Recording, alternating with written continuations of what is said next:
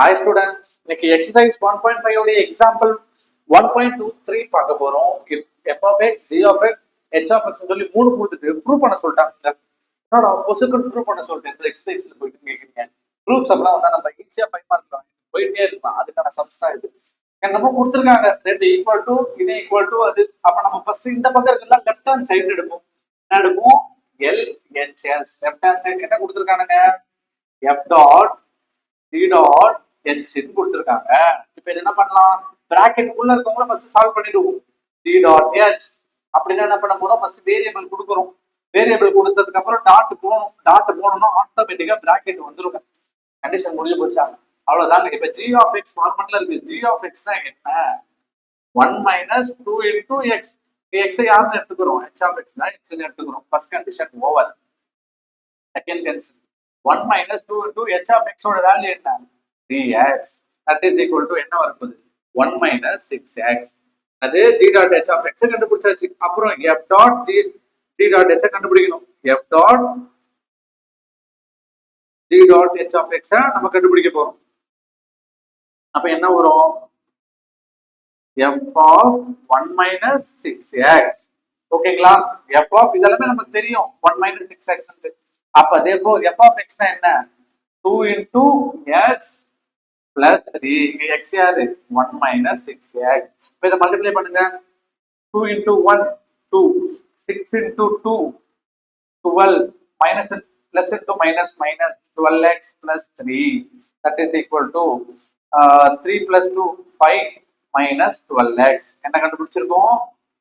f dot g dot h. ஒரு side கண்டுபிடிச்சிட்டோமா? Okay. Another side இருக்கும். என்னது? Right hand side. Right hand side என்ன சொல்றாங்க பாருங்க. f dot g dot first f dot j கண்டுபிடிக்க சொல்றாங்க. f dot j கண்டுபிடிக்குமா?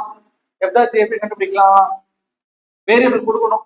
x ன் வேரியபிள் கொடுத்தாச்சு. வேரியபிள் கொடுத்த உடனே பிராக்கெட் போடணும். f of g of x. புரிஞ்சு போச்சா? இப்போ f of g of இப்போ வந்து f of x ஃபார்மட்ல இருக்கு. f of x னா என்ன?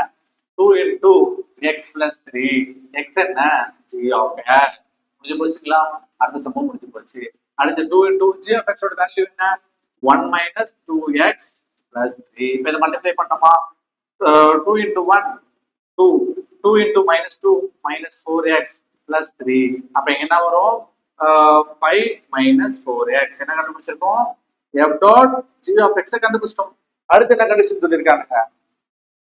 f dot g dot h கண்டுபிடிக்கணும். ஆல்ரெடி நம்ம இத கண்டுபிடிச்சாச்சு. என்ன கண்டுபிடிச்சிருக்கோம்? சோ மேல கண்டுபிடிச்சிட்டோம். இது கூட h வந்து ஃபங்க்ஷன் பண்ணோம். அப்ப h என்ன? x இருக்க இடத்துல h தூக்கி போட்டுறணும். என்ன பண்ண போறோம்? x இருக்க இடத்துல h தூக்கி போட்டுறணும். அப்ப எப்படி பண்ணலாம்? 5 minus 4x. 4x இருக்க இடத்துல என்ன வரப்போகுது? h of x. புரியுதுங்களா?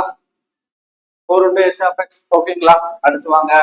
5 minus 4 into h of x ஓட வேல்யூ என்ன? 3x. That is equal to 5 minus 4 3s are 12x. Therefore f dot g dot h கண்டுபிடிச்சோமா? f dot g dot h கண்டுபிடிச்சா என்ன வருது? ரெண்டு ஆன்சரும் நமக்கு சமமா வருதா?